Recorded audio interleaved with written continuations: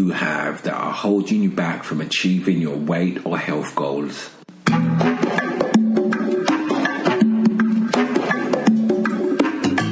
My love for health and fitness allowed me to experience an unexpected and inspiring challenge from an unexpected person.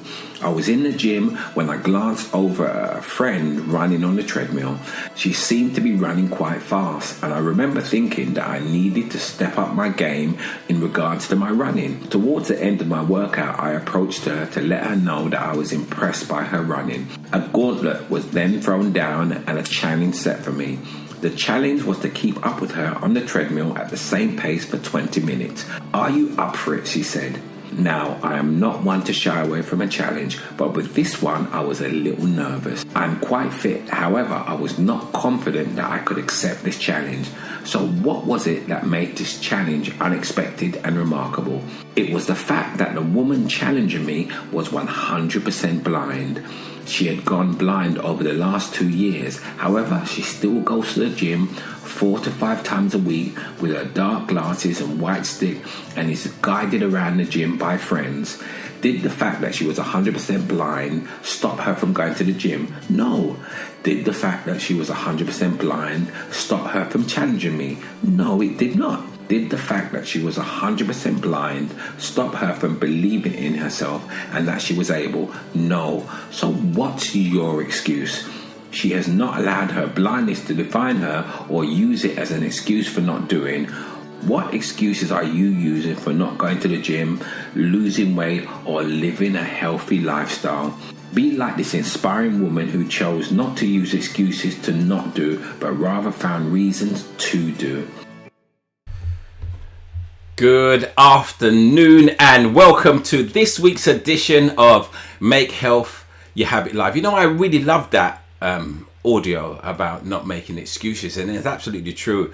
There was a girl at the gym, she was blind, and you know, sometimes she listened to the show even, and she was just absolutely awesome. So it's a good afternoon, everyone, wherever you're calling from, whether you're on YouTube, whether you're on LinkedIn, whether you're on Twitter, or whether you're on Facebook. Good afternoon. So we have a great subject here for you today, and I've really got a person I've got a lot of respect for to share with you. So if you're on any of the platforms, how about saying hello? Hello, good afternoon. I know we have some regular people here that are on the platform. Hopefully you're not too shy today and you will say hello. So wherever you are this Sunday afternoon, say hello. And it will be great to hear from you, because I tell you, we have a very important show. Something that I think that some people take for granted. Growing up, I was aware of this condition, but I didn't know how serious it was. And I suffered from it myself, and maybe at some point I'm able to give you my story. But I will leave it to the guest today to give his story. So once again, Latifa. Good afternoon. Good afternoon. Where are you calling from? I'm always interested where you come from. Good afternoon. If you're calling from, you're in on LinkedIn. It's a great platform. So thank you very much, Latifa, for saying hello. I hope your day has started well wherever you are calling from. You know, the great thing about this show is we often have people from Barbados, from America, so I can call it an international show, really, because we have people all over the place calling in. So Isaiah, good afternoon. Yes, our regular international guest from America. Good afternoon. And Alison, good afternoon from Yorkshire. Yes. And Latifa's calling from Norway. Oh, wow. Oh, definitely. We're ready onto an international start today. It's such an important subject. I really think that everybody should be on it, especially of certain ethnics and demographic groups, because this affects them even more, and we're going to break it down. Good afternoon, baby. Nice to see you back again, a regular face. Absolutely. I hope the day has started well for all of you. Do you remember, throughout the show you have an opportunity to be able to ask some questions and really get some answers done. I love this show. You know, for those of you who don't know, my name is Ken Barnes. I am a health and lifestyle coach. I'm the creator of something called the Lean Mind Body Method, the science of getting lean, fit and healthy. And my protocol focuses on controlling blood sugar, because for me, the root of many of our illnesses is hyperglycemia. So it focuses on controlling blood sugar. Thus, I can help people reverse prediabetes and diabetes and lose weight. And I'm so passionate about that. So, and I've written that book. You can see the book there called The Lean Mind Body Method. You can see that on the screen. And that book actually documents my journey of how, in fact, let me just show you what I looked like before I started the Lean Mind Body. This is what I looked like.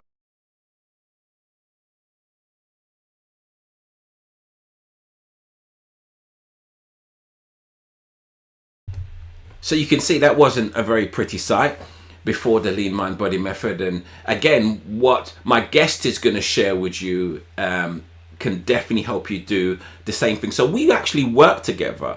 I actually met him on Clubhouse and we worked together quite closely. So if you're on Clubhouse, why don't you follow me or even follow Peter? All you got to do is search Ken Barnes, or at my handle is at the LMBC. So if you're on Clubhouse, follow me. I hold some great rooms, or you can just even go to kenbarnes.club. So if you go to kenbarnes.club, you'll see a list of all the rooms that I do and lots of other information on there. So we have someone else saying hello from Derbyshire. Great. LinkedIn is really, we've got a few people on from LinkedIn today. So absolutely great. So look, the subject today, every week it's a serious subject. But what's so serious about today is it's a hidden subject. Most people take this for granted.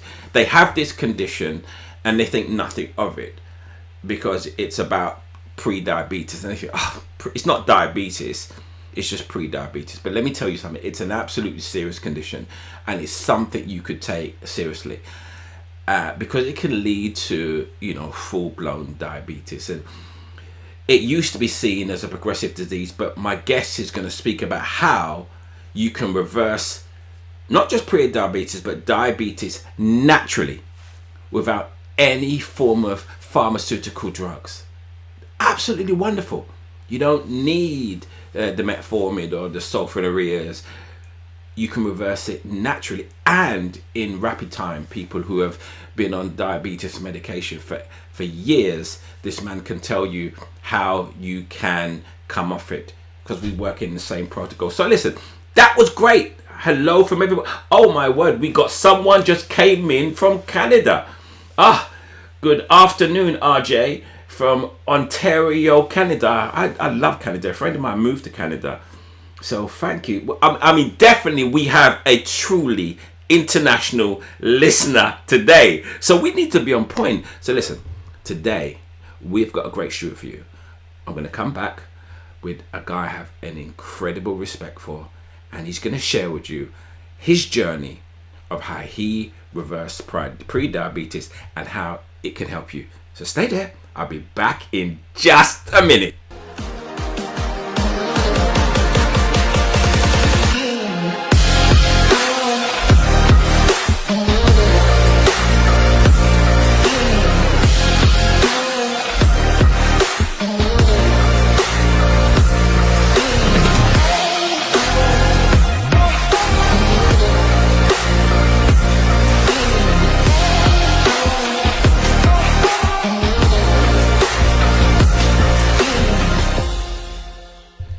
Yes, welcome to Make Health Your Habit Live. And I forgot to say, listen, we're going to have that sugar smash game a little bit later on. So hold on, that's proving to be a really, really, really popular game. But I just want to introduce our guest today. And I have an incredible amount of respect for him. And I call him Dr. Pete or Pete. He may give his own name for that. So, good afternoon to you, Dr. Peter Delannoy. Good afternoon. How are you today? How are you? I'm good morning back to you. Yes, that's true. I'm coming to you from the U.S. Anyway, I'm doing great today. I'm so happy to be here with you, Ken. Thank you very much for the invitation. So what's the time frame where you are now? What time is it? It's 7 a.m. essentially, Oh, 7:10. 7 a.m. We appreciate you getting up early to share your information with us. And I know you have some real great information that you would like to share with us. So, Pete, just give us just a little bit about your background, just tell us a little bit about who you are, and not so much, just a little bit about your background, so we can get an understanding about you, please, Peter. Um, sure. So I have a PhD in biochemistry. I was a teacher of chemistry and all aspects of chemistry for 28 years, and recently I left that profession to become a professional health coach, specifically to help people reverse diabetes, obesity, and um, cardiovascular disease. And my road to where I am now started with a diagnosis of prediabetes 2.5 years ago. And when that happened, uh, I, I wanted to do what I think anyone else out there that's had this happen to them, is to try to find a solution. And uh, to make a long story short, that led me first down the pathway of the medical establishment, which was going nowhere. And I spent months immersed in the literature, hundreds literally of their papers and whatnot, before I found my way to Dr. Sarah Hallberg, who now is part of Verta Health, and she gave a TED talk, and that's where I first learned about a diet or a lifestyle, the ketogenic lifestyle, that lowers carbs and therefore lowers chronic insulin expression and can allow you to reverse this condition. And literally the day that I saw her talk, I started into this lifestyle. I reversed prediabetes based on the sugar and the A1C in 52 days. Um, but this condition is more complicated than that, and I'm hoping in this discussion we can get into the details of this. Absolutely. So I'm very familiar with Sarah Hallberg. I think she's phenomenal. In fact, I was reading a couple of her tweets today. Just for the benefit of the audience, what is pre-diabetes? That's a really good question, and one of the things I was hoping that we could talk about in this exchange today is that topic, because yesterday, or on the 23rd of February, there was a New York Times article, and so this is what the medical profession essentially hones in on, and this is a condition where you have an A1C which is greater than 5.7% or higher, and fasting glucose values that are greater than 99.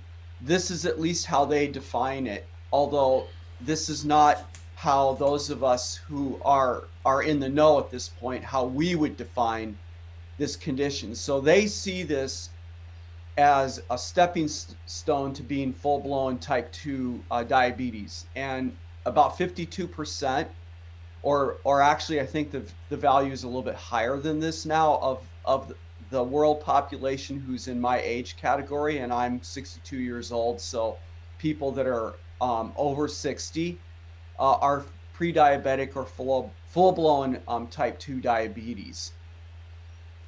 And this is based on the sugar value and on the A1C. Now, and I know that this isn't just about the sugar values, right? Our medical establishment tends to be glucose centric.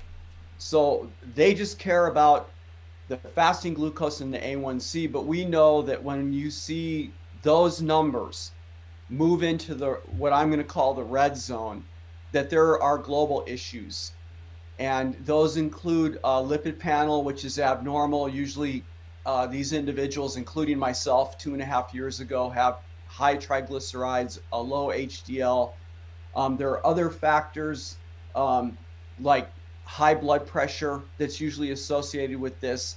And at least the individual that was used as as an example in this New York Times article also had high blood pressure and was already put on statins as an example. But this article was arguing, as the medical establishment I think is guilty of at this point, of arguing that the prediabetes condition is not something that people my age should actually be concerned about. Yeah, I totally 100% disagree with that. Look, you've just thrown some figures out there, and I think we're a little bit different in the UK. So when it comes to blood, we're talking about in the UK, we're talking about 5.5 millimotors. Okay, so in the UK, it's fine. It's just you have a different, just for the UK audience, and the HB. The A1C is the same. I mean, we look at about 5. I mean, really, they say about 6, but really, you should be looking at about 5.5%, and then it's right.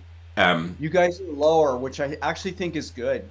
It should be 5.5. I mean, even Professor Noakes advocates that 5.5. Yeah.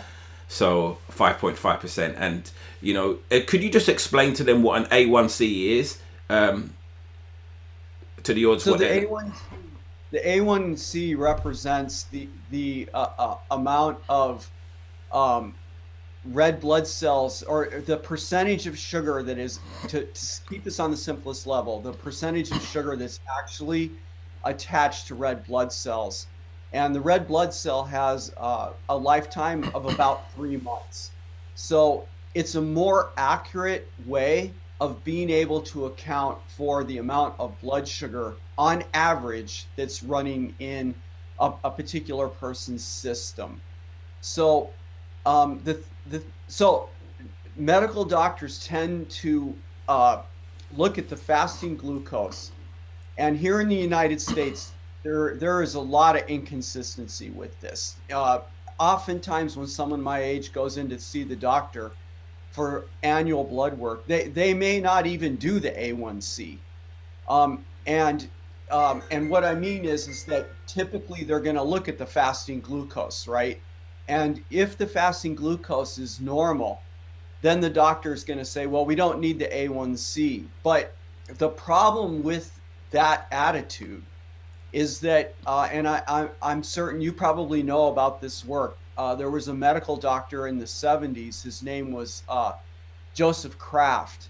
And he analyzed over 14,000 patients. And he looked at their fasting glucose, but he also looked at their fasting insulin.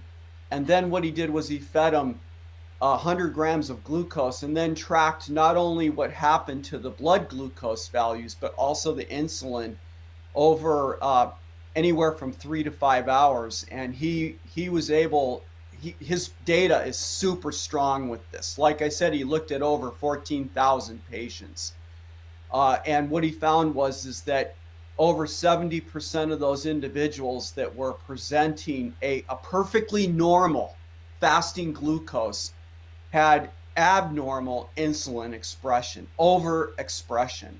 So this raises problems when somebody my age goes to the doctor and they have some blood work, because at the very least, the fasting glucose needs to be looked at along with the A1C. That should not be thrown out. But the other thing that became apparent from Kraft's work was that both the A1C and the fasting glucose can look normal. But when you look at these other factors that I already brought up, the lipid profile, the blood pressure, and inflammation markers, if you don't look at those and you don't look at the insulin, you actually can miss this condition of prediabetes.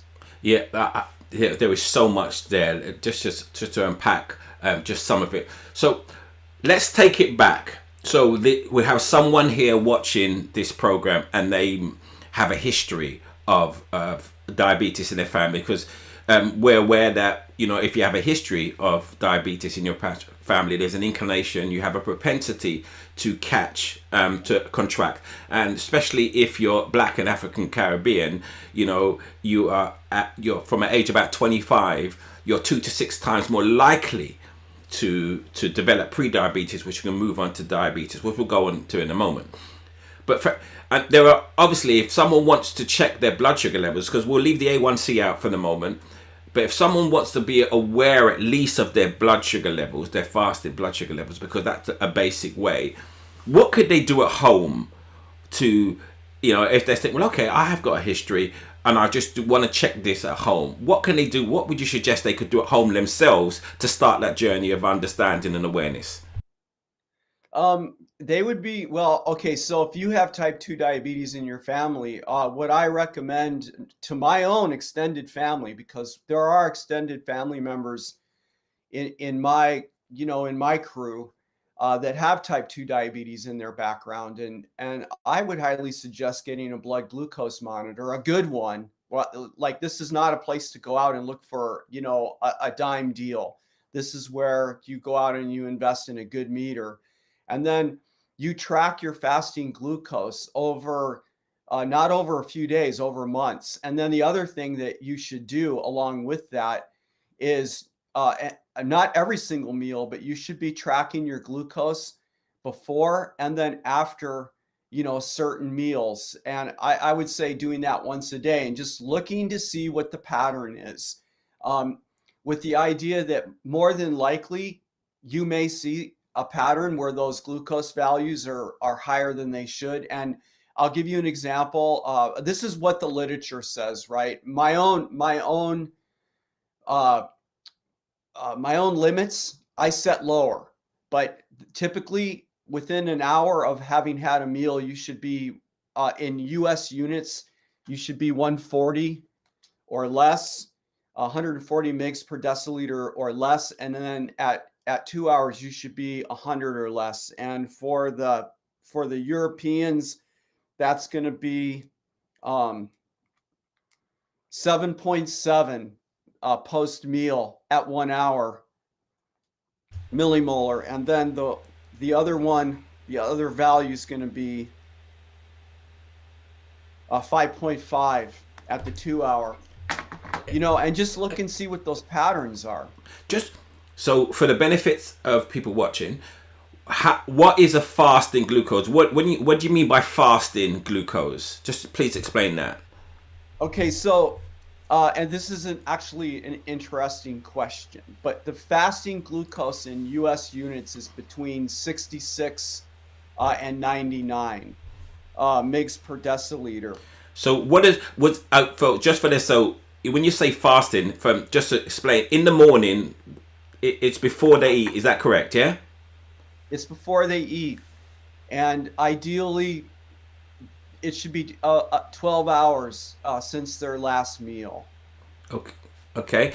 And the one after the meal is what is called the postprandial, and they should measure that an hour after a meal. Is that correct? Yeah. On the most basic level, an hour after they've had their whatever meal it is that they're having, and then at 2 hours. And you can get more, I'll use the term anal about it, if you're really trying to hammer this out. But if somebody's just trying to understand where they are in life, I would go 1 hour and 2 hours. And I think for a lot of people in the discussions that I've had, and I'm sure, Ken, you have an opinion about this, what we're talking about right now seems like a lot to them, usually. But I want to point out that what we're talking about here, the prediabetes and then the type 2, also the obesity and cardiovascular disease, because these are all being driven by the central hormone insulin. These are systems, really complex systems. And I want to make sure that your listeners understand that when we're talking about one way of tracking this, it is just one part of the picture. And I just pointed out, based on Kraft's work, which is super important here, which is largely ignored by the medical establishment, that fasting glucose and the A1C can be misleading. They can be. In fact, I have an extended family member who has a perfectly normal A1C, but when you look at their fasting glucose, the fasting is abnormal and their insulin expression is out there in left field, on the way to Mars. Would have gotten the Mars lander halfway to all the way there. I mean, I read Kraft's work with interest, and I totally agree with you. But when we're looking at this, I suppose I'm just looking from a basic level from individuals who may have a history of diabetes, and I want to take that first step to be able to understand it. And then the other tests, they would have to possibly go to a doctor or work with a professional or someone like myself. But it's just giving that basic understanding, and we could take it up, right? Because there are so many other tests. You talk about triglyceride, talk about LDL and XYZ. So just as a basic understanding for this, because I grew up in a family who, I remember when my mum started to take medication, and I said, "What is that, mum?" And she just said to me, "That's for my sugar," because that's what people in the Caribbean, they called it sugar. And it was like as if, it was as if it was nothing, as if it was expected. So I said, "Does everyone?" She said, "Oh yeah, when people get old, they get sugar." So there is a cultural expectation in some quarters that pre-diabetes and eventually diabetes is a given of getting old, but we understand that is not the case. So it's just about bringing to their attention how they might be able to go through the first steps of raising awareness that their blood sugar might be off.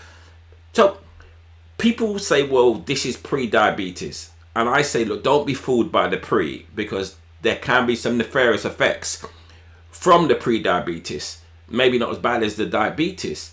But tell us, what are some of the adverse effects that can happen to a man, to a woman, when their blood sugar starts going into that pre-high, nearly diabetic range? What are some of the nefarious effects that can happen? Well, one of the things that happens is weight gain, right? Over time, and all of us respond to what's going on in our body with the overexpression of insulin because of the high carbohydrate diet, right? So I want to be careful here. Weight gain tends to happen in all three of the categories. And what do I mean by that? The main three are people that are going to eventually be obese, or maybe even right away, people that are going to pop pre-diabetic like us, and then people that are going to move in the direction of cardiovascular disease. What we all three have in common is the weight gain. Now, some of us, our relatives look at us and they go, "Well, Dr. Pete, you've been thin all your life." But truthfully, all right, what is thin is what is thin, right? Because when I started the ketogenic lifestyle, I was 30 pounds heavier than I am now. So that's one of the things that happened. There's this incremental weight gain that can come faster in some individuals, slower in others. I would be in the category of the slowness, right? But some of my clients are in the category of that happening very fast. On a day-to-day basis, in terms of how we feel, and I didn't realize a lot of these symptoms that went away when I started the ketogenic lifestyle, like being highly fatigued all the time. From the time I would wake up in the morning until I would go to bed at night, I was concerned about getting enough food to eat, right? Because you're eating all the time.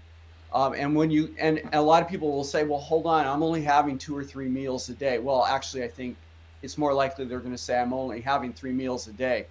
But when you look at the amount that people are snacking in between the meals, actually they're eating 5 or 6 times a day. And food was at the forefront of everything that I thought about, right? Because it's like the last thing I wanted to do was hit the wall. And I'm a pretty active person. I've been active all my life. And if some of my friends were here right now from an earlier time in my life, they would say, "Yeah, Pete, I can remember when we would go out to the cliffs together to go climbing." They'd be like, "Your pack was literally full of food. 2/3 of my pack was full of food," and that was because of this, the fact that I was had abnormal ability to metabolize carbohydrates, right? And then there was other factors. As I aged, when I became 60 and I was diagnosed with prediabetes, I also had erectile dysfunction. right? And my doctor at the time just attributed that to age. Well, that turned around once I got on the ketogenic diet. I mean, and these were some of the lessons that I learned that really clued me in. Besides finally getting to the solid literature, right? These were the clues that brought to my attention that this is really a systemic issue in terms of our biology, right? We're all individuals, but this isn't about just the sugar, right? It's about all of the things that are happening that are abnormal in our body at the time. So, clearly you're stating, look, as if a man's watching this, you suffer from ED. I mean, and that is every man's fear, I would say. And that's through you having pre-diabetes. That's, you didn't even get to diabetes, which is erectile dysfunction is a common symptom of diabetes. You didn't even get there. And the weight gain, which is obviously definitely something for the hyperglycemia. But we also know that if you don't deal with pre-diabetes, if you don't take it seriously, if you think, well, it's only pre, I'm not there, it can move on to type 2 diabetes. And when you get type 2 diabetes, what are some of the things that can happen to you when you get type 2 diabetes? Well, you're looking like, and this is the thing about the medical literature, which I'm going to continue to hammer on. One thing that they're very truthful about, actually, and their data shows with confidence, is that if you become type 2 diabetic, your lifespan is going to be shorter than the rest of us. That's one aspect. You're looking at kidney disease, you're looking at cardiovascular disease, you're looking at nervous system problems, Alzheimer's, dementia is related to this. All of these things that are metabolic in their origin, you're looking at having problems with. And and I could be sitting here going, well, Dr. Pete, you're just going on about what the literature claims, but I have clients who have this stuff actively going on. I'm helping them reverse diabetes, but they're already expressing these issues that I'm talking about.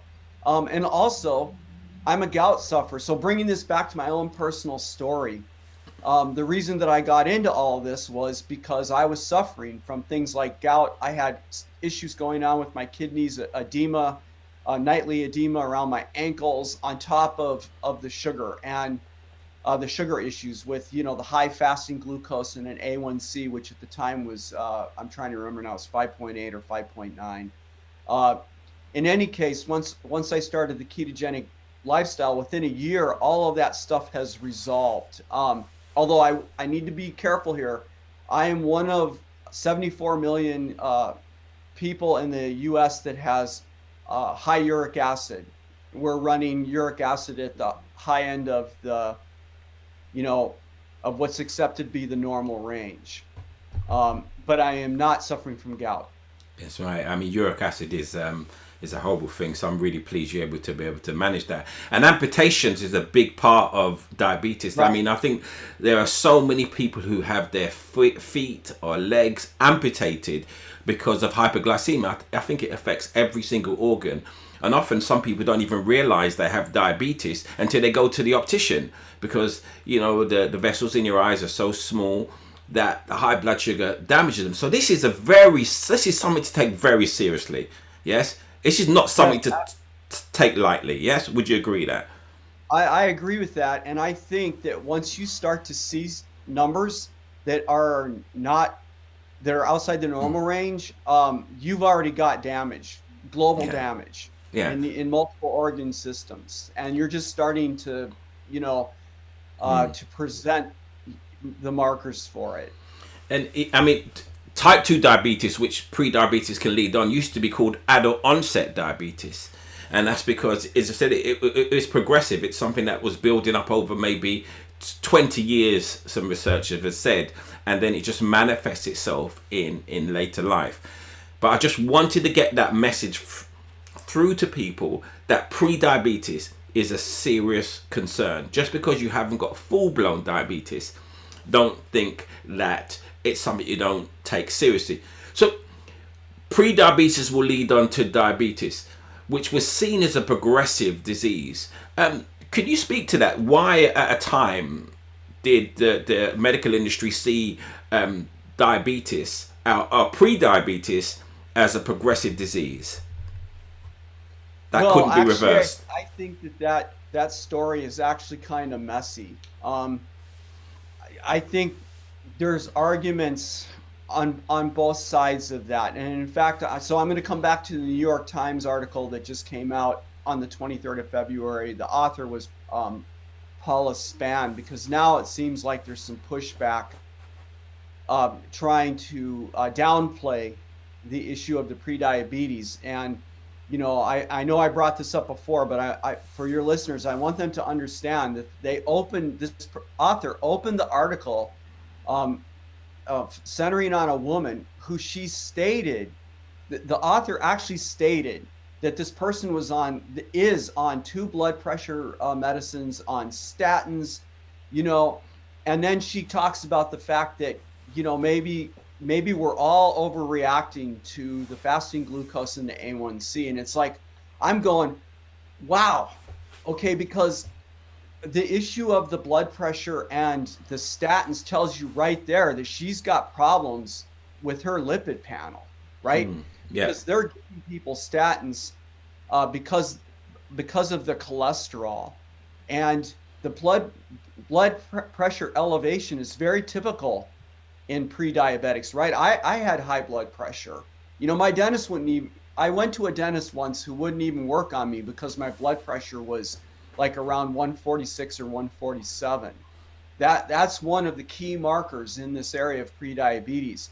So actually, I'm fairly confused right now, to be completely candid, about where the medical establishment is, right? And when I say medical establishment, I'm suggesting that they are in a different category of where our medical establishment is. The guys who are actually looking underneath the observational studies and all this business that the main doctors do, right? And we're trying to look at actual causal factors, right? So I think that anyone with a pre-diabetic diagnosis needs to understand, and I've already said this, but I'm going to emphasize it again, that the fasting glucose and the A1C, it's not enough, and we can talk about this later or link it somewhere, but I think there are 14 markers. And you asked me before this question, what should somebody do who's got type 2 diabetes in their family? They can have a blood test. And the beauty of this in this day and age is you don't need a doctor anymore to do that. There's lots of contract places now that have doctors on board, and you can ask for, I actually have my clients do 14 markers that cover the range from the fasting glucose all the way through extensive stuff on their lipid panel and the inflammation markers. And you get a global shot of their physiology that you can actually say something intelligent about, and then go from there as to, what they should consider doing. So the medical establishment used to see pre-diabetes and diabetes as a progressive disease. I suppose. Yeah, I still do. I think because insulin, and they see insulin as the answer for everything, or the sulfonylureas, because insulin was really originally just for type 1 diabetics, but now it's just given to type 2 diabetics, and we know what happens when they're given insulin. It's never a great thing. But I just want to turn to now, you keep mentioning the ketogenic diet. You had pre-diabetes, but you don't have it now. Tell us what you had to go through to be able to reverse your condition. What happened? Just give us an overview of the process you went through to reverse your pre-diabetes to bring it to where you are now. Well, firstly, I had to undergo months of stress because I didn't know anything about, I was listening to the medical establishment at that point, which are telling you to they tell you to eat more healthy, but the diet they want you to eat is still high in carbohydrates. So, when we talk about the ketogenic diet, I want to be really clear here to our audience that what that really means is you should be eating whole food. And the goal, regardless of whether you're into plants or whether, you don't want to eat meat or whatever that is, right? Whatever your lifestyle is, you've got to understand that you need to bring the carbs down. All right. That's the key thing. So when I say ketogenic diet, I mean you need to bring the carbs down. Now, I'm a meat eater, and when I came to understand what I need to do and the fact that I'm a biochemist, it was not that hard a transition for me because I know what a carb is, and I realized that there maybe some of the listeners, and I know some of the clients that I've worked with really don't understand what a carb is, right? They know about the refined sugars in general. So if you have somebody that's really been hitting the sodas every day and they're eating fast food every single day and they've got, a sugar addiction, so they're eating, the refined sugars, they understand, all right, I need to cut that stuff out. And when they do that, they're going to see a fairly fast improvement of their fasting glucose and their A1C. And I saw mine recover in 52 days. But I'm making a subtle distinction here because somebody is listening right now who actually is type 2 diabetic. They need to understand that it's not just about the simple sugars that need to be dropped out of their lifestyle. They've also got to go lower into what the establishment are going to call the good carbs and the complex carbs. Depending on the severity of their situation, where they are individually, they're going to have to also drop down into that category. They're going to have to get lower. And this is the thing. They'll have to figure out how low. That's the question. Yeah, great point. So just give us the connection between the carb and sugar, because you mentioned carb and sugar. I mean, I'd speak about that, but I want you to in your words, give us the breakdown of carbs to sugar so people watching can understand. So the simple sugars that I'm referring to are things like if you buy a liter or liter and a half bottle of Coca-Cola or Pepsi off the shelf at the store, and you look at the ingredients, you're going to see high fructose corn syrup in there, which is a mixture of fructose and sucrose. These are very simple sugars. To keep things simple, I don't want to talk about the fructose here. The glucose that's in there is going to go straight into your blood, and it's just going to hammer. It's going to go, your blood sugar is just going to go through the roof, and then your body is going to have to respond to that. And the way it's going to respond is by pumping the insulin in there in order to get all that sugar out of the blood and into cells, right? Where do we find these? Just to ask you, Pete, so are you saying, I mean, I reaffirm this to my orders every week, but just so in your words, so you're talking about sugar, so are you saying that bread and table sugar, they kind of, they'll do the same thing to your body in the terms of sugar and glucose? Absolutely. I mean, this is the problem in any sort of processed food. Now, if we're going to get deeper, has different kinds of sugars in it, and a lot of these manufacturers, like bread, for example, they're going to argue to you that they've got good carbs in there. But a slice of bread in general is going to have 15 grams of carbs, between 15 to 17 grams of carbs in it. And those carbs are going to be converted into glucose and go right into your bloodstream. And it's going to spike your glucose. So when you think about going to a sandwich shop, the buns alone, right, have a ton of carbs in there. And we're not even talking about what's between the bread yet. So, you have to think, and this is one of the things that I do as a coach, you have to educate your people about where you find these carbs. And in processed food, which includes loaves of bread, almost anything that comes out of a box that you can buy in the aisles of a supermarket is going to be packed with sugars. Whether they're simple sugars like glucose and fructose, or whether or not they're complex. or the company going, okay, these are natural, right? Natural is one of their favorite words, or these are organic, right? Bottom line is, you eat that stuff, it gets converted into glucose in your bloodstream. The fructose is even more damaging because it goes straight to your liver. It can't be processed. It's not part of the insulin process. It goes right into your liver, where it's essentially converted to fat. So that they understand. So in summary, so what happens? You eat a banana, you eat a bread, your body converts it to glucose, your blood sugar then rises, your pancreas then releases insulin to kind of distribute that glucose around your body. Okay, but then if you have excess of it and you continue to have that high blood sugar, your pancreas gets overworked, and that's when you start getting pre-diabetes and insulin resistance. And for I know a lot of people here, my mum used to love things like dumpling and yam, and all of those things are carbohydrates, and all those things will turn to sugar and invariably raise someone's blood sugars and constantly and put them at risk of pre-diabetes and diabetes. Is that correct? That's correct. Yeah. Okay. And I'm not saying, okay, so this is an important part of the conversation. It's about, there's nothing wrong with a yam in principle, right?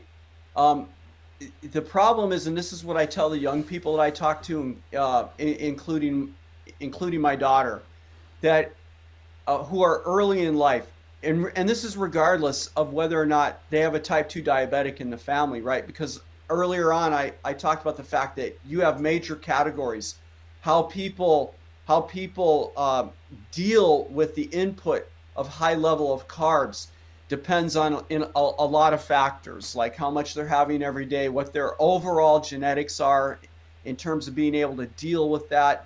So, if you're younger in life, you would be really smart to cut the carbs down. Do you have to do what I do every day and stay at 50 grams or less per day? No, you don't. But you also aren't 60 years old and then seeing these numbers go the wrong way, right? Youngness, in terms of young people, they have an opportunity to cut the carbs down early on. And that means that they don't have to get overly. So what am I saying here? All right. I'm saying that as a young person, having a massive bowl of heart-healthy oats in the morning that has, a teaspoon or more of their favorite sweetener, brown sugar or whatever the heck they're putting in there. And then what do? This is coming from the medical establishment. They cut a banana up in that thing, right? Throw apples in there, okay? And then fill it full of milk, which is bringing more sugar in on top of it. That meal alone has well over 150 grams of carbohydrates in it, first thing in the morning on an empty stomach, right? Along with probably some kind of hot drink that may also have sugar in it, added sugar, right? So if they stop doing that kind of business early on, but they're intelligent about how they bring carbs into their life, because I'm not saying you can't have a piece of cake. I'm just saying that having the carbs all day long, right? Think about the break room, Ken. I mean, oh my God, the break rooms, from 28 years of teaching, every single day you walk into a break room and just think about what's on the table. The cupcakes, the chips, the this and the that. And I've been in the rooms. Yeah. And, by the end of the day, these guys are having well north of 300 grams of carbs every single day. Absolutely. So, and I know, as I say to people, I'm not saying to everyone that yam is a bad thing. I'm not saying dumplings are bad in general. But if you have a propensity to develop pre-diabetes or diabetes, it is something that you need to think about removing. In general, you can eat it, because we all have a different carb tolerance. We all have different levels of amylase in our body, which is the enzyme that in our mouth that helps us to break down carbs. So we all have a different carb tolerance, and there's some people who can eat loads of carbs and they're absolutely fine. they may feel they're fine, but they can still have visceral fat, and visceral fat, as we know, can still produce insulin resistance and XYZ.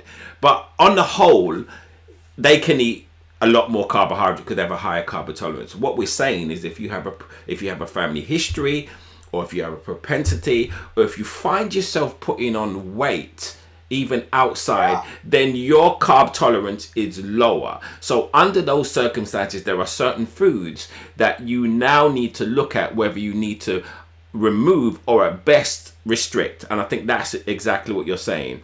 Not demonizing the food. It's just that some people, they just don't have the carb tolerance to be able to manage those foods as they get older. Absolutely. And having spent 28 years in school systems, both as a professor at a university and then later high school chemistry teaching, it's unbelievable how our societies treat children, right? I've seen so often, almost every single day, there's going to be a classroom in a school where, as a reward system for answering questions, the teacher is standing at the front of the room, tossing candy out to the students, right? Who most likely have a fairly empty stomach at mid-morning, right? They haven't had anything to eat yet. And then I'll tell a very quick story. I have a client, a very serious type 2 diabetic who recently had to go to the hospital for a gallbladder problem. The hospital knew darn well that this guy was a serious type 2 diabetic. Right? They wanted to inject him with insulin the minute he arrived at the hospital, number one. And then secondly, the very first breakfast that they served him was ridiculous. I mean, there was high sugar applesauce in there, high sugar juice, and there was toast that was, white bread basically. He took a picture of this and sent it to me. I fell flat on my face. Why are you this is a hospital. Why are you feeding a type 2 diabetic that is having a metabolic issue at that point, requiring surgery? Why are you feeding him sugar? Unbelievable. I totally agree. And this is why we have young people as young as 7 years old that are showing signs of hypoglycemia. Young people as young as type 2, because of the amount of sugar and the amount of sweeteners that they're eating on a daily basis. But the great thing is, for anybody watching this, I just wanted to allow people to understand severity of pre-diabetes and diabetes. But there is hope. Unlike before, where it was seen as a progressive disease, now there is hope. And there is hope in a number of ways. There are 3 ways from my research that shows that you can really effectively reverse diabetes or pre-diabetes, well, invariably diabetes. One is bariatric surgery, which they get the gastric band. The other is a low calorie diet, which is again restricting your calories, but that's not always sustainable. And the third way, which evidence has shown, is what you're calling, Peter, is a ketogenic low carb diet. And in essence, in a ketogenic diet, as I try to say to everyone week, it's just restricting the carbs. You can eat as much meat as you want, obviously depending if you've got other metabolic issues, but you can eat as much meat as you want. It's in essence just removing the starches, and that's how you reverse your pre-diabetes, isn't it, really? And just to add on to that, did you find that transition from the SAD diet to the keto, did you find it that difficult? Do you feel you're missing out on foods? No, in the beginning, obviously, okay, so to set this issue out there, I think the sustainability, that there's no problem with sustainability of the ketogenic diet. However, and this happened, with me, I'm a human like everybody else. When you first start this lifestyle, right, your plate no longer is piled high with potatoes and rice, and you're no longer having the high sugar desserts. So in the beginning, when you first look at the plate, there's this sort of sense of, wow, I mean, this looks bland. It looks like it's missing things. How am I going to, how am I going to be able to do this? But that has, and then there's a food craving thing. So I'll come back to that. But that has more to do with a lack of understanding and creativity, right? It's about learning how to cook in a new way of thinking. And the longer that I'm in the lifestyle, and I know that you're a cook, Ken, and so am I, and you learn more and more ways of cooking food. It's really interesting. It's really rich, and I don't miss eating that way, because and there are other benefits we're not even getting into yet. The fact that my prediabetes reversed itself. The other things that I've talked about, but then there's the thing about having more energy, right, and not being hungry all the time, and losing the weight. I lost 30 pounds in the first year, and I wasn't trying to do that. I think it's important for your listeners to understand this. We are not calorie restricting. We are not cutting down the food that we're eating. Well, what we've done is cut down the carbs. And when we cut down the carbs and we lost those calories, right? Because I'm sure people are sitting here listening going, well, Pete, you cut the carbs down, so you've cut calories down. That sounds to me like calorie restriction, right? And it's not, because we pushed the fat up. We brought the fat up, natural fats in the diet to replace those calories.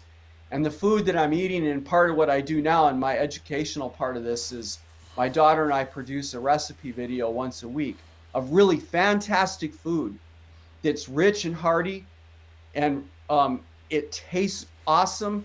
And the only thing limiting our ability in terms of our plate is our level of creativity. I have yet to find a dish that I used to eat that I can't alter so that I'm going to use the term ketogenic. Yeah, I agree. Yeah, no, right?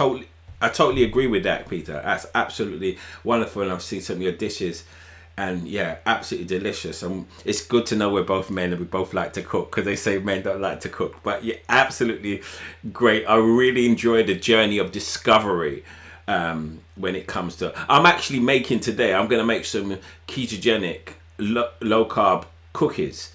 I'm actually going to make them today. So, if you like cookies, you can. Yeah, definitely, it's a fantastic recipe. So I'm actually going to do that. I think you've really explained it really, really well. Of the awareness, the individual awareness, but how your journey, you reversed your pre-diabetes. You saved yourself going down that road of diabetes, and now you serve as a model for other people, and at your age, because as I said, my mum just accepted it as part of her journey. And it's just such a pleasure to meet you and have these kind of conversations with you, because you totally understand it. And for me, I'm so passionate about this message, trying to get it over, and especially from my demographics, from an African Caribbean perspective, because I know diabetes is rife in that community. Obesity is rife in that community. And I truly believe that the lifestyle that we live, wrapped up in the lean mind body method, which is sleep, because as we know, sleep and stress also affects our hyperglycemia and hyperinsulinemia. We're not going into that today, but it can really allow people to live a lifestyle free of these conditions like high blood pressure, diabetes, and all these other things. And it's just so pleasing that you can come on and reaffirm that. I want to encourage anybody watching at the moment, if you have a question for Dr. Pete, please type it in the box. Let's see. He's a numbers man. When he talks about detail, he is a detailed man. I mean, when he goes off on these lipid panels, I think, okay. So if you have a question for Dr. Pete, just put it in the box there, and we're gonna come back in a moment and we can answer that. So I'll be watching out for the questions. But in the interim, me and Dr. Pete are gonna play Sugar Smash. And Dr. Pete he's thinking, well, what is this game? So this is actually Sugar Smash. This is how Sugar Smash works. So we've been talking about foods that raise your blood sugar level. I am just going to show you 3 foods that people may consume every single day, and what Dr. Pete has got to do and what you've got to do. You join in as well. Join in whatever platform, LinkedIn, Twitter, or Facebook, whatever platform. Join in with us and see if you can guess the carb content. Now, our body has about a teaspoon worth of sugar in it at one time, around about 4 grams, maybe about 4.5, some people say, but I've just rounded it off to about 4. So each of these foods, we're going to say how many teaspoons of sugar in them. All right. So because as Dr. Peter was just saying, you know, we have fruit, which is fructose, and we have bread and rice. They both turn into sugar, which can eventually lead to prediabetes and diabetes, and again put on weight. All right. So this is the first food here. We have a cheese and chutney sandwich. Now this is a sandwich you can buy from Waitrose. We have an option here of either 3.5 teaspoons, 6.25 or 7.5. So have a guess on there while Dr. Pete works out whether it's A, B or C. So Dr. Pete, you got to decide, do you think there are 3.5 teaspoons in this meal here, sandwich, 6.25 or 7.5? It doesn't matter if you don't get it wrong. Before I did my research, I didn't realize. So let's have some guesses. One guess from Dr. Pete. Last week, I think did I win last week? Oh, I think I did. I think it was 2-1 to me last week. So if you're watching on YouTube or on Facebook, what do you reckon it is? Do you reckon it's A, B or C? Just type A, B or C. So we have Primrose say it's A. I know Dr. Pete is thinking. He's coming up with the answer soon. Primrose says it's A. I don't know if we're going to have anyone. I'm going to guess B. I don't really know about the chutney. So I'm guessing B. Dr. P is saying B. Let's see if we can have any other guesses come out. B is a good one. Primrose is the only one with B. So we're counting down 3, 2, 1. Okay, so we only have one guess today, and both of you said B. So let's smash this and let's see exactly how much teaspoons are in there. And it is, well done. That was a great guess, Dr. P. And you, Primrose. So for both of you, well done. Mr. P, you came in late and you were wrong. So Mr. P, there you go for you, sir. You came in late, but well done. Well done, Dr. P. You got that one right. Okay, so let's go with the second one. Now we have a banana. So now you know how the game works, ladies and gentlemen. Is it A, B or C? A, 3.5 teaspoons. B, 4.5 teaspoons. Or C, 5.5 teaspoons. In this banana, this is just one medium-sized banana. So what are we guessing, ladies and gentlemen? Are we guessing A, B, and C? I know Pete's trying to think which one it might be. Let's have C. I'm going with C. You're going with C. Okay, you're going with C. Are we having any guesses from the people on Facebook or YouTube? Let's wait a minute to see if Mr. P, Primrose is coming with C. Looks like Primrose is following you today. She's coming in with C on the chat there. Let's see where else we're coming in. I'm going to put the chat up there. I'm going to move the chat just up the top there. Let's see if we can get anyone. DJ Mr. P is coming with A. Okay, great stuff. So we've got C and A. So we've got two guesses here. We've got C and A. Let's smash this banana. Remember, this is something that people eat all the time. And I used to eat all the time. Let's see how much sugar is inside there. Let's say 3.5. So it's not as high, but it's 3.5 teaspoons. But look, when you think about the average woman is supposed to get about 6 teaspoons. This is quite high. And remember, a banana and grapes, they're the highest sugar fruit. It's absolutely, I mean, I haven't eaten a banana for years. So when you look at bananas and fruits, they have the highest sugar content. So that's 3.5. So that's 1-0. So let's see where we go on the last one. Now, this is the pumpkin spice latte. This is sold in Starbucks. And I know you have a Starbucks where you are. And this is the drink I see people drinking all the time. A 16-ounce pumpkin spice latte. We have A, 7.5 teaspoons. B, 9.25. And C, 12.5 teaspoons. So what do we have a guess? Have a think there. Because it's 1-1, Pete. You know, this is the crunch one. Let's see, if you call it right, then you're the winner today on this one. Let's have some guesses on YouTube or Facebook. So Primrose has gone in, I've dived straight in with B. Primrose, you've really taken part today. I really appreciate that. Primrose has gone straight in with Baby has gone with A. And let's see where Dr. Pete is going to call it to see if it's 2. I'm going to go with with B too. I don't really know this drink at all, but I Oh, would go with B. you're just going straight down the middle. Okay, Yeah. and let's see what happens. Let's see what's happened there. So 12.5. So someone's gone B and C. Okay, let's smash this and see how much sugar is in it. How many teaspoons of sugar? And it is 12.5. Can you imagine? 12.5. Well done. Well done, Wow. Mr. C, Mr. DJ, Mr. P. You came in just at the right end. And Pete, it's 2-1 to you. So let me give you a round of applause. This week, you are a victor. I was hoping I didn't catch you. Now imagine, there are 12.5 teaspoons in this drink. And people drink it every single day.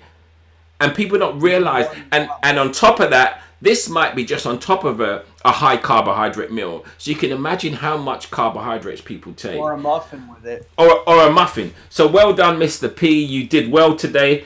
Primrose, I know it's a lot, isn't it? Thank you very much for your participation today. But yeah, today I lost. It was 2-1 to Dr. P. And for me, this part of the show, it's all it is just to make you aware of the amount of sugar in the foods. You then make your choice.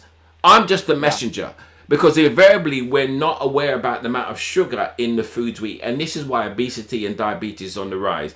So each week I take 3 foods and I play this game, Sugar Smash, and I just break it up and allow you to understand how many teaspoons. Then you can make the decision whether you eat it or not. Yes, Mr. P, you won this week. Well done. You're back on form.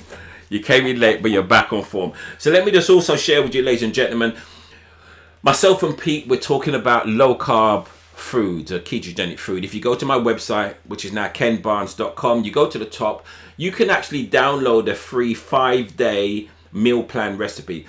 And these are reduced sugar and low carbohydrate meals that you can eat that won't raise your blood sugar. And the great thing about them, they have 2 Caribbean meals in them. One is curry salmon. It's my own recipe. It's a really delicious recipe. And the other one is jerk chicken. And it has a jerk sauce recipe. I actually made some of that jerk chicken today. I posted it on my Instagram. I'm actually going to eat it when I finish this today. So it's a beautiful jerk chicken sauce.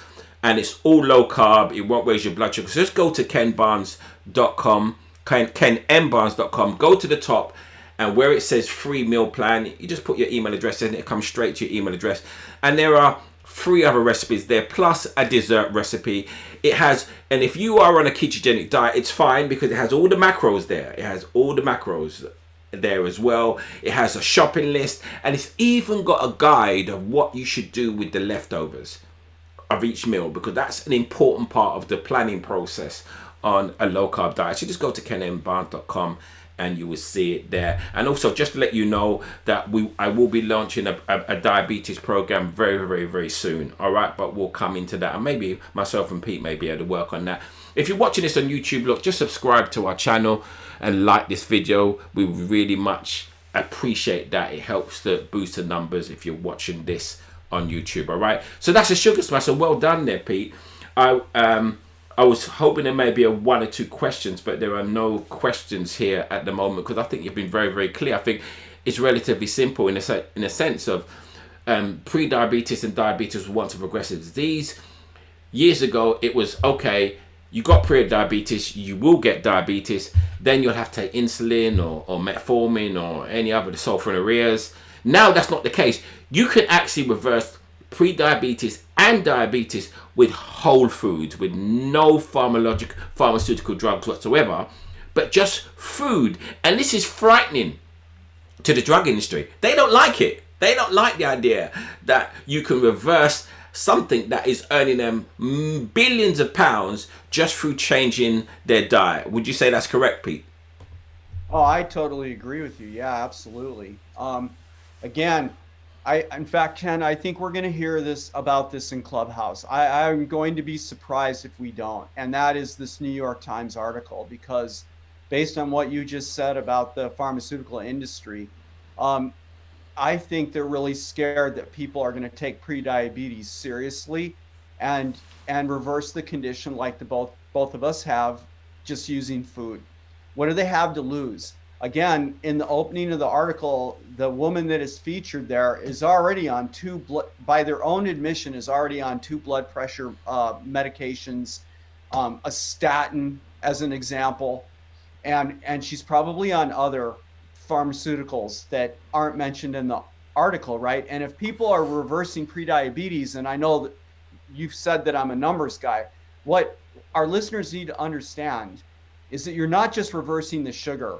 This woman's, oh yeah, I was thinking of the blood pressure. So this woman's blood pressure is based on the actual science is going to rectify, and her lipid panel is going to normalize if she was to drop the carbs and be compliant with the lifestyle and keep the carbs low. All of those things would resolve. What does that mean? It means she's not going to be paying for those pharmaceuticals anymore because she's going to be able to come off the drugs. I'm not talking through my hat. Anyone who's listening here can go to the Virta Health and look at their papers that are peer reviewed and actually are research on individuals. It's not any of this hand waving, oh, we took a survey from 2,000 people, over 2 years, and this is what they had to say. No, Virta Health, they've been drawing the blood, they've been tracking the numbers, and they have something real to say about this, which is that their patients come off these medications, right? And I think that the medical industry is really worried about that, right? They're going to, the statins, Agreed. So, and I love what you just said there, and I loved you reinforced it because, a lot of the evidence around treatment of type 2 has been done on epidemiological studies, which, as you said, is just surveys. They're just surveys. But Virta Health has done clinical trials. So what myself and Pete advocate, this is evidence-based. This is not airy-fairy. This is evidence-based, and more evidence comes out. I mean, Dr. Atwin from the Low Carb program here in the UK only released just in January a trial of how effective a low-carb diet was in reversing type 2 diabetes. So everything we speak here is evidence-based. And again, if you go to my website, you'll see some of the evidence. But again, Peter will share with you where you can contact him, where he'll gladly share you with a clinical trial evidence on a low carbohydrate diet. And they're scared. The commercial interests are absolutely scared. We do have a question that's come in, and it's from RJ Atkinson, and he said, if there are family members with type 2 diabetes, am I predisposed to get diabetes? That's a question that's just come in, Dr. P. Well, the answer is yes. If it's in your family, the answer is yes. And the smartest thing, this is what I would tell my own family members, the smartest thing you can do is lower the carbs now. Don't wait. And I would have, a full blood analysis done yourself, so you understand where your picture is at this point in your life. That isn't just the sugars, as we've talked about, it's also a lipid panel. And inflammation markers, and just get the ballpark and see where you're at. But I would lower the carbs right now. That doesn't mean you've got to go again, you don't have to be regimented like me. And there's a difference. You're not type 2 diabetic yet, right? So you don't need to be probably at 50 grams of carbs per day. You can loosen this up and do something, just be aware, I guess. Like my wife, she's eating around 100 to 150 grams of carbs a day. She looks great. She's lost weight, and her biological profiles look excellent. So yeah, you'd be smart to lower the carbs right now and not wait. I think that's a great point you made, and this is what I do share with people all the time. Is yes, when I started, I went down to 50 grams, but you don't need to.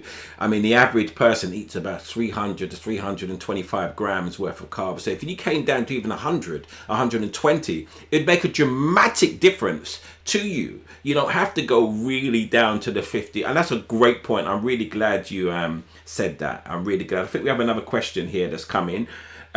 Question: what if I don't have diabetes in the family? And by the way, RJ Atkinson, if you have diabetes in the family, you're 2 to 6 times more likely to contract it yourself.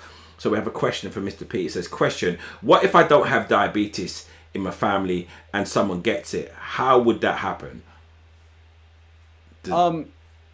Okay, so let's just be clear about this, because I don't want to step into the same realm of the medical establishment that I have a lot of skepticism about.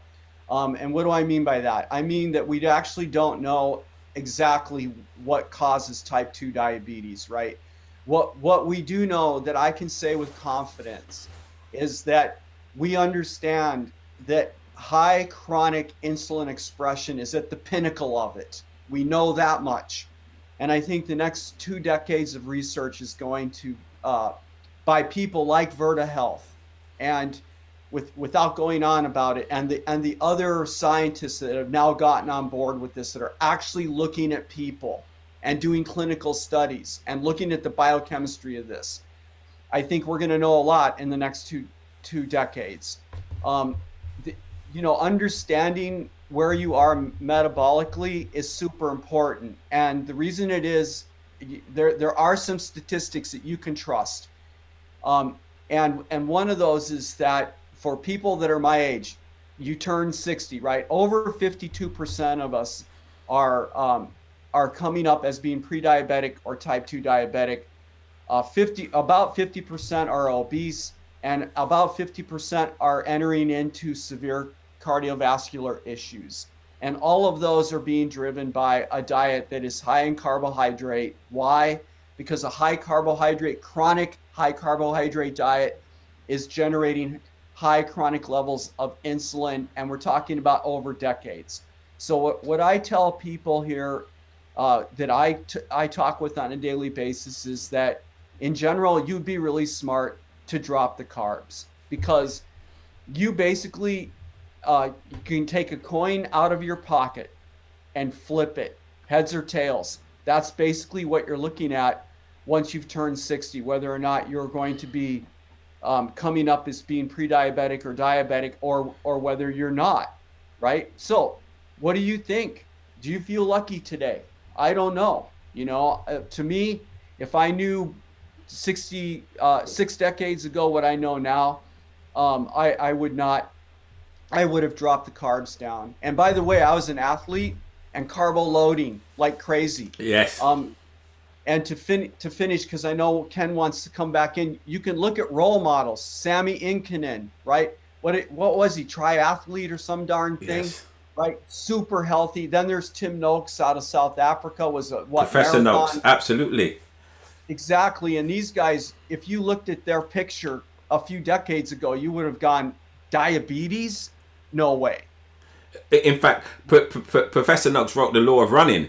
I mean, he advocated carb loading. He was an advocate for it. And he completely transformed his thinking when he read Atkins and the Diet Revolution. When he realized, hold on a minute, he actually now admits he was completely wrong, and he's changed his whole philosophy now to follow a low carb diet. And obviously that's where we've done our studying from Professor Noakes. So that just absolutely shows you. We've had a couple of questions here. Someone says, with that question, so if someone has a family history of it, you're inclined, or you have a propensity to get it. But even if you don't have anyone in your family who's got diabetes, you can still get diabetes, because it's a progressive disease, because it's down to your diet. We had another comment from Jenny. She said, many thanks for this informative podcast. I have just been told that you're pre-diabetic. I hope you're taking it very seriously, Jenny. I'm pleased you're on this show. And she didn't realize that bananas contain sugar. Yes, bananas contain a type of sugar called fructose, which, as Dr. Pete said, is metabolized in your liver, which can then, definitely, again, affect your insulin. And this is what this show is about. And this is what Sugar Smash is about. So you understand the foods that you shouldn't be eating. So really great. And then we have another question here. I'm just going to answer this one very quickly. It says, is the next stage from diabetes, if left untreated, pancreatic cancer? Not necessarily, but what can happen is your pancreas can die. It can, through high insulinemia, it can destroy your pancreas and your beta cells. It can stop your pancreas producing beta cells, and yes, and then you will need to take insulin to control the blood sugar. But pancreatic cancer, not so much. All right, so absolutely fantastic. been wonderful. I think it's really been informative. I love your attention to detail. We're doing a show tomorrow on Clubhouse. So if you're on Clubhouse, tomorrow, myself and Dr. Pete will be on Clubhouse at 3 p.m. GMT.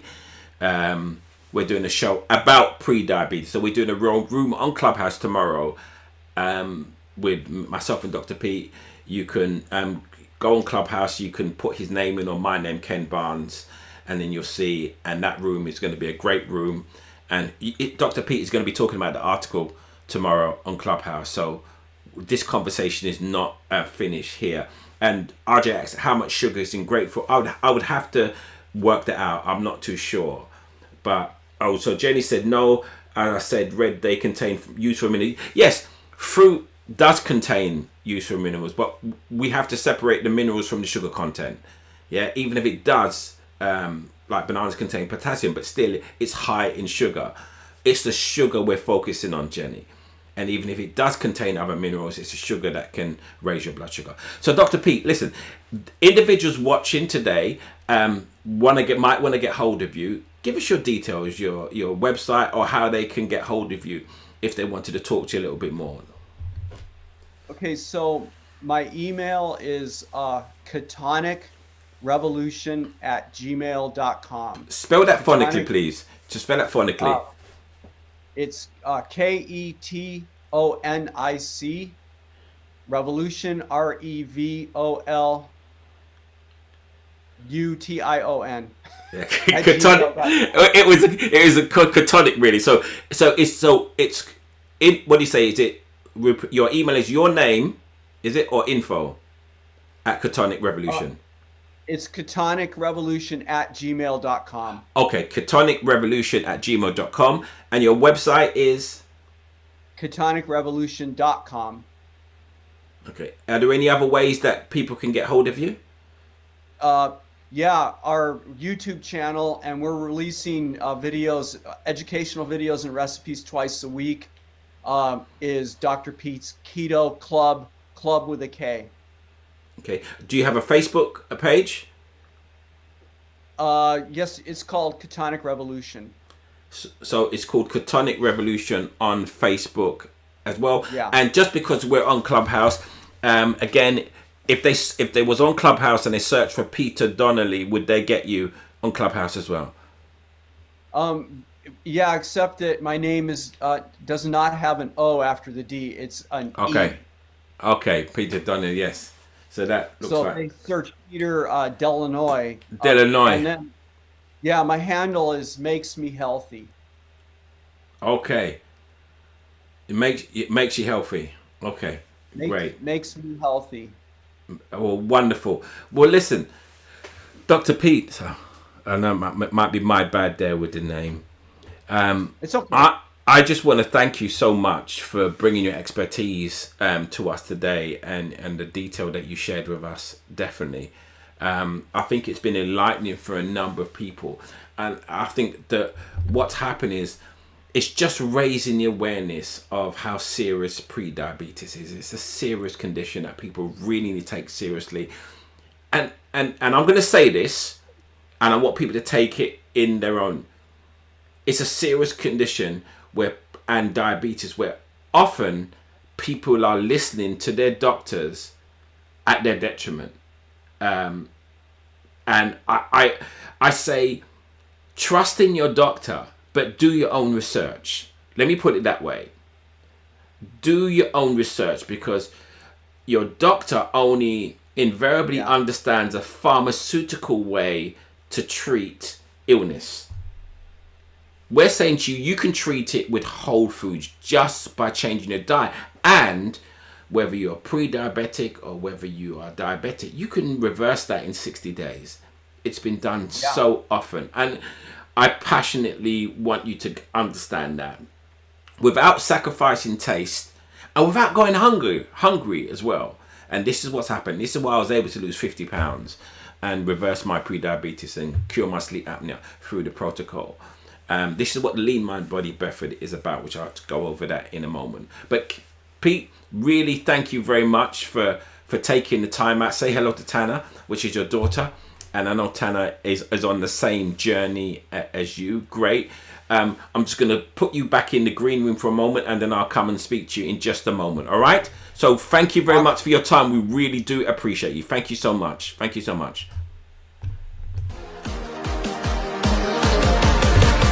So there you have it, ladies and gentlemen. I pressed that button a little bit too early. There you have it.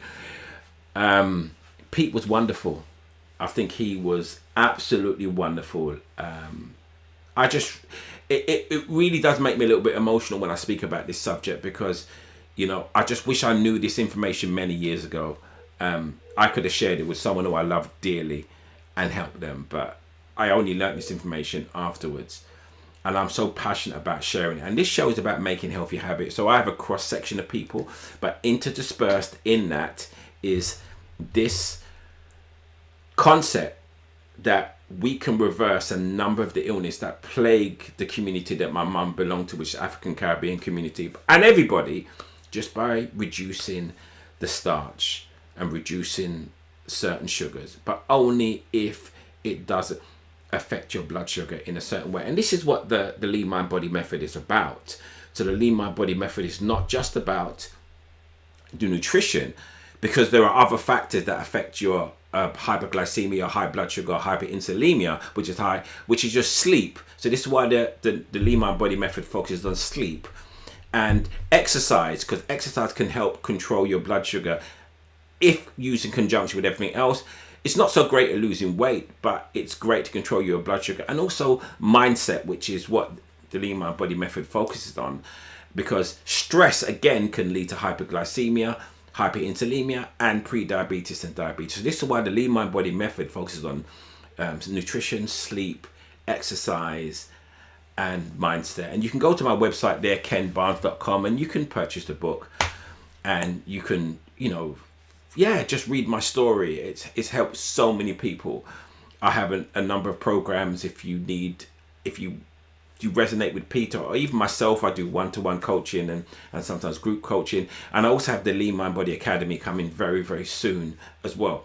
But I'm just passionate about sharing this information about what can happen just by changing your diet without taking one single pharmaceutical drug. It's absolutely amazing, and there are powers that be who don't want you to know this information, but that's why I'm here every single week, to try and share this information with you. And I've got some great guests that are going to be with me over the next coming weeks, who are going to be some naturopaths, herbal medicine. Oh wow, I've got some people who can tell you about some herbs that can do some serious things. But for now, today was about prediabetes. I hope you watched this today and you realize if you've got prediabetes, do your own research. Go to the doctor, absolutely, but do your own research. I'm telling you, 30 to 60 days, myself or Peter can reverse your pre-diabetic condition, even your diabetic condition, even if you're on medication. It can be done. We can do it. You just have to believe that there is another way than what the medical establishment says, because that's progress. So listen, guys, I really appreciate you taking the time to be with me and Dr. Pete today. It was a great show. By the comments coming in, people have been educated, as I like to say. But listen, it's Sunday. You have a great Sunday. And remember, I always like to say to you, listen, there are so many things that you could do, but the best thing you could do, I believe, is to make health your habit. Listen, guys, I see you all next week. Thanks for listening to the Make Health Your Habit podcast live show. Remember, the views and opinions expressed during the show represent those of our guests and host alone. We hope you enjoyed the show.